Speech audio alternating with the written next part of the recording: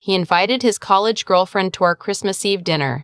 He didn't tell me until she was already parked in our driveway. I remember the exact moment I found out. I was standing at the kitchen counter cutting the stems off a bunch of eucalyptus I'd bought to arrange in the entryway. Because that's the kind of person I am. The kind who buys eucalyptus for Christmas Eve, who irons the linen napkins, who starts brining the turkey 2 days in advance. My hands smelled like pine and cold water, and my husband leaned against the doorframe with that particular looseness in his shoulders that meant he had already decided something and was only now getting around to telling me. So Jess is going to stop by tonight, he said, just for dinner. Her family's in Phoenix this year and she didn't want to be alone. I set the scissors down. Jessica, the woman he dated for 4 years in college, the one whose name came up occasionally in the careful, practiced way of someone who has rehearsed casualness. The one his sister always seemed to remember fondly, in stories that had a way of finding their way back to me. You invited her, I said. She reached out. It felt wrong to say no. It's Christmas Eve. When did you decide this? He shrugged, which was its own kind of answer. A few days ago, I figured it wasn't a big deal. A few days ago. I had spent those same few days driving to 3 different grocery stores for specific ingredients, confirming arrangements with his parents, pressing the good tablecloth. He had spent them deciding not to tell me that his college girlfriend would be sitting at my Christmas table. You could have mentioned it, I said. I'm mentioning it now. His sister, who was arranging her kids' things in the guest room down the hall, appeared in the doorway at exactly the wrong moment. Or maybe the right one, depending on how you look at it. She looked between us and said, a little too smoothly, "It'll be fine. Jess is great, you'll like her." She had known. I looked at my husband, then at his sister, then at the eucalyptus on the counter that I had bought because I wanted this night to feel like something we had built together. Okay, I said, and then I went upstairs. I sat on the edge of the bed for exactly 4 minutes. I know because I watched the clock on the nightstand and gave myself that much time. 4 minutes to feel what I was feeling, which was not quite anger, not yet, but something underneath it, a kind of settling, the way a house shifts in winter, quiet and structural and permanent. I had been married to my husband for 3 years. His name is Greg, and when I met him, he was the kind of man who made you feel like you were the whole room. Attentive in that specific early relationship way, the kind where he remembered small things and asked follow-up questions and made you feel like your opinions mattered. We lived in Raleigh in a house we'd bought together, though the down payment had come almost entirely from the savings account I'd been building since my first job out of college. I was a senior project manager at a mid-sized healthcare consulting firm, which sounds more glamorous than it is. It mostly means being the person who catches problems before they become disasters, who tracks 15 threads simultaneously, who keeps her voice even in rooms where other people are losing theirs. I was good at it. I had always been good at it. Greg had left his corporate job 2 years into our marriage to pursue his own business, a consulting venture of his own, helping small restaurants streamline their operations. It had potential. I believed that, genuinely. And so when he said he needed time to build the client base, I said okay. When he said we should use the joint account to cover his startup costs for a while, I said okay. When month 4 became month 8 became month 14, I adjusted my own budget, quietly, without making it a conversation, because I believed in him and because that is what you do when you love someone and want to see them succeed. What I had not bargained for was the way his family came along with all of it. His parents lived 40 minutes away in Cary. His sister and her husband lived in the same neighborhood as his parents. They were a close family, close in the way that has warmth in it, but also a kind of gravity you don't always notice until you've already been pulled in. His mother had opinions about how we kept the house. His sister had opinions about how I managed our finances. His father didn't say much but always seemed to be watching, tallying something. And Jess apparently had been a fixture in that family long enough that her absence from my Christmas table felt like a gap worth correcting. She arrived at 6:15, which was 45 minutes after the time I told everyone dinner would be ready. She wore a cream-colored wrap dress and carried a bottle of Malbec and hugged Greg's mother before she hugged Greg. I watched all of it from the kitchen doorway. "You must be Brooke," she said to me, smiling with the comfortable ease of someone who has practiced how to enter a room. "I am," I said, "happy to have you." We moved through dinner the way these things go, serving dishes, refilling glasses, conversations that surface and submerge. Greg and Jess talked about people I didn't know, referenced moments I wasn't part of. His sister laughed at things that didn't quite land for me. His mother touched Jess's arm twice, easy and familiar, the way you touch someone who belongs. At one point, I went to refill the water pitcher and stood at the sink for a moment longer than I needed to. The window above the sink was dark, and I could see my own reflection. Face calm, posture correct, expression unreadable. I had trained myself into that face over years. It was useful in boardrooms. It was useful now. Greg appeared behind me. "You're quiet," he said. "I'm listening." "Don't make this weird," he said. "She's just a friend." I turned off the faucet. "I'm not making anything," I said. "Dinner is lovely." He looked at me for a moment like he was trying to find something to argue with. He couldn't. He went back to the table. I stayed at the counter a moment longer, not because I was emotional, but because I was thinking, and what I was thinking was this. I had filed the paperwork 3 weeks ago, not impulsively, not in anger, not even in response to any single thing, not the business money, not the way his sister spoke to me about the household budget as if it were a committee decision, not the Christmas Eve revelation. It was in response to all of it, accumulated over months, a quiet accumulation of moments where I had been the last to know, the least consulted, the most easily overlooked. I had a good attorney. Her office was in downtown Raleigh, on the 6th floor of a building with a coffee cart in the lobby. I had met with her twice before we filed, and both times I had brought organized folders, account statements, insurance documents, mortgage records, a clean spreadsheet of contributions to our joint finances going back 32 months. She had looked at the spreadsheet and said, "You've been thorough." I told her I was a project manager. She smiled. We had filed on December 3rd. I had given the process server specific instructions. I wanted it served in person, at home, on a day when it would be clear I had not acted in haste. Christmas Eve seemed right. After dessert, after the plates were cleared and Greg's father had settled into the living room with a glass of port, after his sister's kids had been corralled toward bed, I said I was going to step outside for some air. Greg nodded without looking up from his conversation. Jess was telling a story. His mother was laughing. The room was warm and complete, and no one tracked my exit. Outside it was cold. That specific North Carolina December cold that feels borrowed from a colder place, sharper than the season usually allows. I stood on the front porch for a moment, breathing it in. Then I got in my car.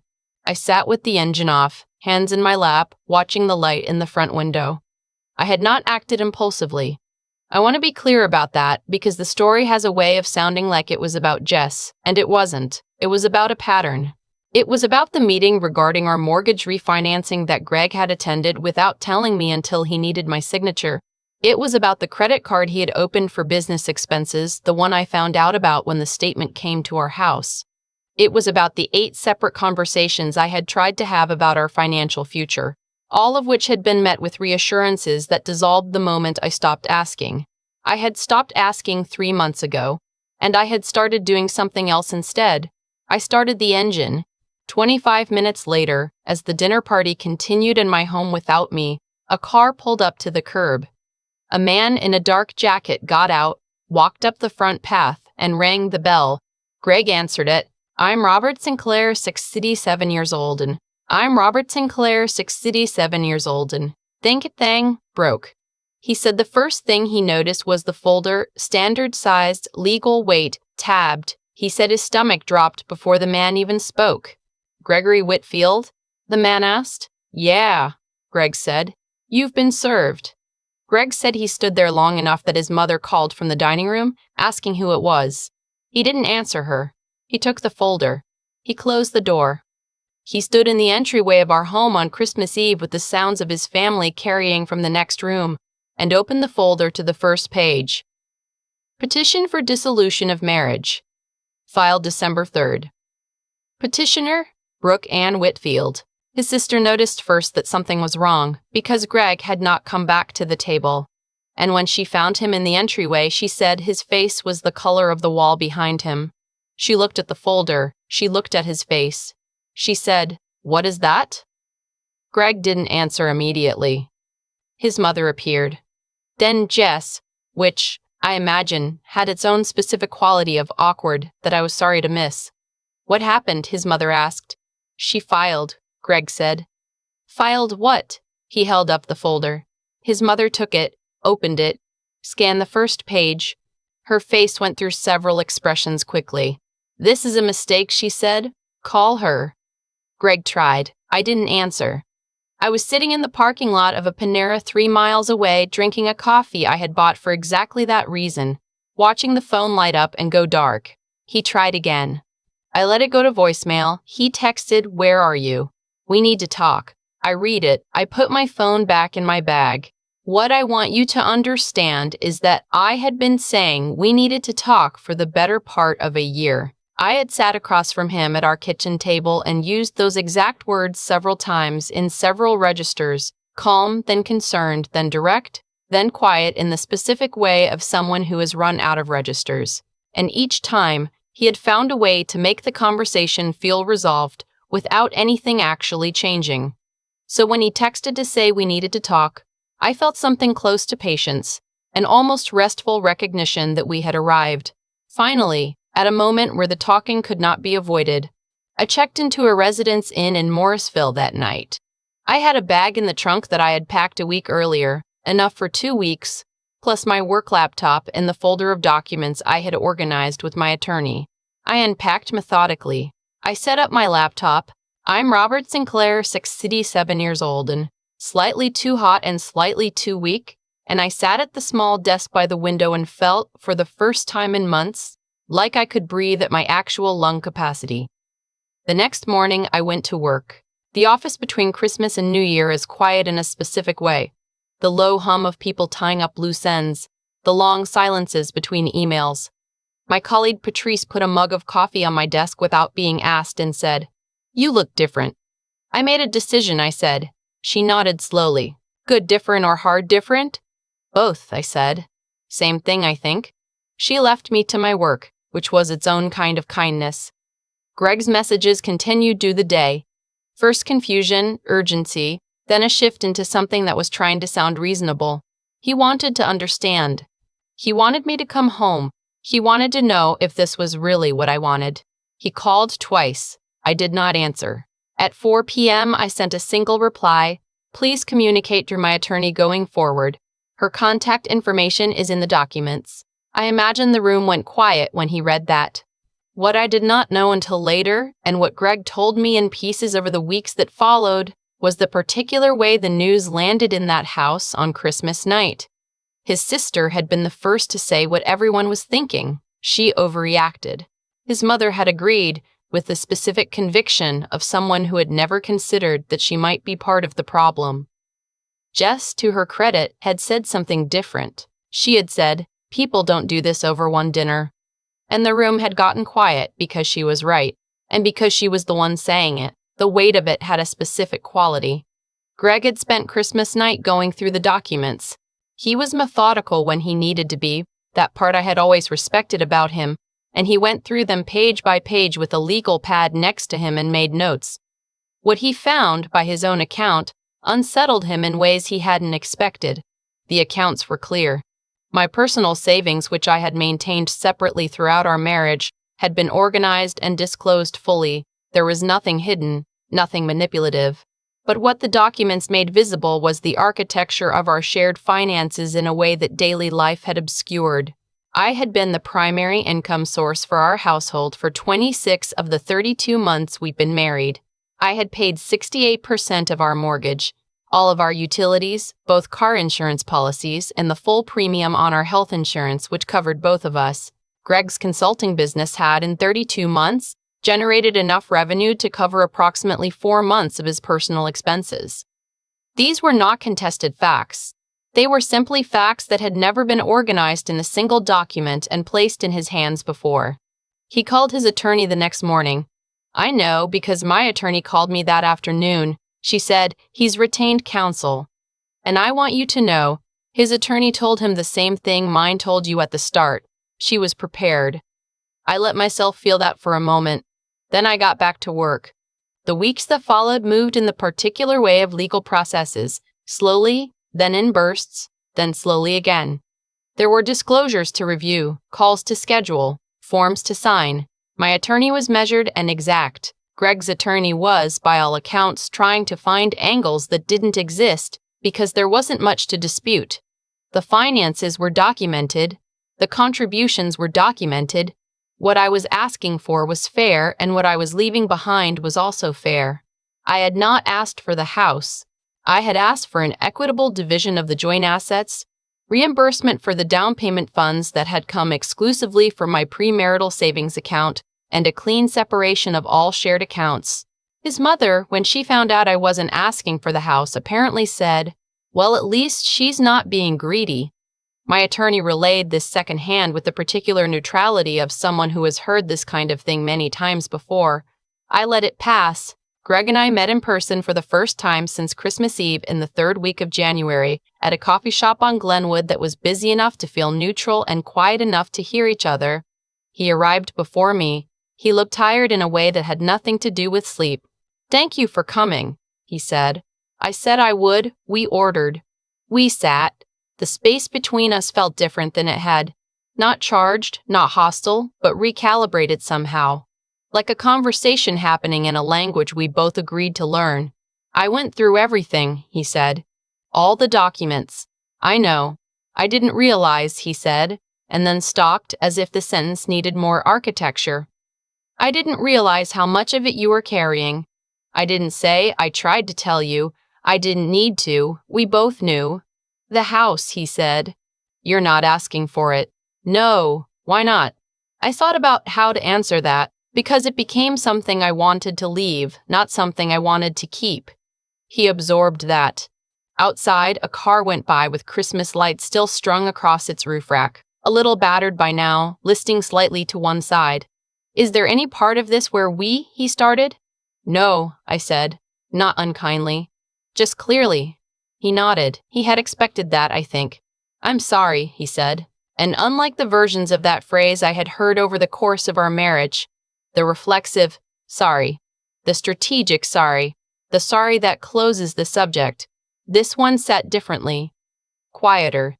He wasn't trying to move past it. He was just saying it. "I believe you," I said. We didn't stay long after that. There was nothing left to negotiate in that room, only to acknowledge, and we had done that. When I stood to leave, he didn't try to stop me, and I was grateful for it. The divorce was finalized in March. The papers were signed in an office that smelled like recycled air and carpet cleaner, on a Tuesday that was otherwise unremarkable. I drove home after home being, by then, a one-bedroom apartment in North Raleigh that I had found in February. Third floor, good light, a small balcony that looked out over a neighborhood I didn't know yet and was quietly looking forward to learning. I put the signed copy in the folder. I made dinner. I sat on the balcony with a glass of wine and listened to the neighborhood. A dog somewhere, kids on bikes, the low sound of a television to an open window, and thought about the Thanksgiving story I had heard once from a coworker who had gone through something similar, where the wife had served papers at the holiday table. Mine had been Christmas Eve. The effect, I imagine, was the same. I had not done it for drama. I want to say that clearly. I had done it because I had chosen a date with enough distance from the filing to be methodical and enough significance to be honest. I had spent 3 years in a marriage where my choices were either dismissed or absorbed into someone else's narrative. The paperwork was the one language that couldn't be reframed. His sister called me once in February. I almost didn't answer, but something made me. She said she wanted me to know that she hadn't meant for things to go the way they had. I said I appreciated that. She said she thought Jess being there had been a mistake. I said I thought so too, though I didn't say that Jess had ultimately been the least of it. Before she hung up, she said, "For what it's worth, he really did love you." "I know," I said. "It wasn't enough." I meant that without cruelty. Love is not, by itself, a structure. Love without attention, without equity, without the basic willingness to include your partner in decisions that affect her life, that kind of love is just a feeling with no architecture. And I had learned, somewhere in the previous 3 years, that I was very good at building things, but I was not willing to be the only one who showed up with materials. Spring came. The way spring comes in North Carolina, suddenly, emphatically, like an argument you've been waiting for. I bought plants for the balcony. I started taking a ceramics class on Thursday evenings, something I had wanted to do for years and had never had time for, or had always found a reason to postpone. My hands came home covered in clay, and I washed them in the kitchen sink and felt something I didn't immediately have a name for. It took me a few weeks to recognize it as ease. Not happiness in the loud version, not relief exactly, not victory, just ease. The specific ease of a life that reflects who you actually are, where the decisions you make in the morning are still yours by evening, where no one else's needs have rearranged your day before you've finished your first cup of coffee. I think about Christmas Eve sometimes, not with bitterness. I've turned it over enough times that the edges have gone smooth. What I remember most clearly isn't the dinner or the dress Jess wore or even the look on Greg's face when he held that folder. What I remember is sitting in the parking lot of that Panera in the dark, the engine running, the heat on, a coffee in my hand, completely alone and completely certain. I hadn't been certain of very much in a long time. That certainty, it turned out, was the beginning of everything. If any part of this sounds familiar, if you've ever been the person who keeps the lights on while someone else takes up all the room, I hope you take a minute to consider what you're carrying and whether the person you're carrying it with even knows. And if you decide to set it down, do it carefully, do it on your own terms, and don't look back. That's the only revenge worth anything. The kind where you end up somewhere better. I've thought a lot about what it actually takes to get to a moment like that one. Sitting alone in a parking lot on Christmas Eve, coffee in hand, watching your phone light up and go dark, completely at peace with not answering. Most people would assume that kind of stillness comes from coldness, from not caring anymore. But that's not what it was. It was the opposite. It was the result of caring so much for so long about the wrong things, about keeping the peace, about being understood, about waiting for someone to finally notice what was right in front of them, that eventually something shifts. You stop waiting, and when you stop waiting, you can finally see clearly. What Greg and I had built over 3 years looked, from the outside, like a partnership, but a partnership requires two people who are both paying attention. I had been paying the bills, the mortgage, the insurance, the cost of his dreams, and I had been doing it without complaint, which I used to think was a virtue. What I understand now is that silence when you're being overlooked is not grace, it's just absence of consequence. And people without consequences rarely change direction on their own. I don't say that with bitterness toward Greg specifically. I think he genuinely believed things were fine, which is its own kind of failure. Not the cruel kind, but the careless kind. And in a marriage, carelessness compounds. Every small thing he didn't notice, every conversation he let dissolve, every decision he made without me, those weren't isolated moments. They were a pattern. And patterns, left unaddressed, become the structure of your life. What I did on Christmas Eve wasn't revenge. I want to be clear about that, because the word implies you're doing something for the satisfaction of watching someone else hurt. That wasn't it. What I did was act on a decision I had made carefully, over months, with a clear head and organized paperwork, because I had finally understood something important. The people who take up the most space in your life rarely notice how much you're managing until the management stops. Jess showing up to that dinner was not the cause of anything. She was just the moment I stopped pretending the cause didn't exist. What I want anyone to take from this is something simpler than a lesson, because lessons can feel like they're being handed to you from the outside. This is more like something I had to earn by living through it. You can be the most capable, most responsible, most quietly competent person in any room. And that competence, if it's not matched by someone who genuinely sees it, will eventually hollow you out. Intelligence without self-respect is just efficiency in the service of someone else's comfort. Effort without equity is just labor with no return. The version of me that signed those divorce papers in March was not harder than the version of me who said okay in that kitchen on Christmas Eve. She was clearer. She had done the work, not just the legal work, not just the financial organization, but the interior work of deciding what she was actually worth and refusing to negotiate downward from that number. Brooke's story isn't about what Greg did wrong, it's about what I finally did right.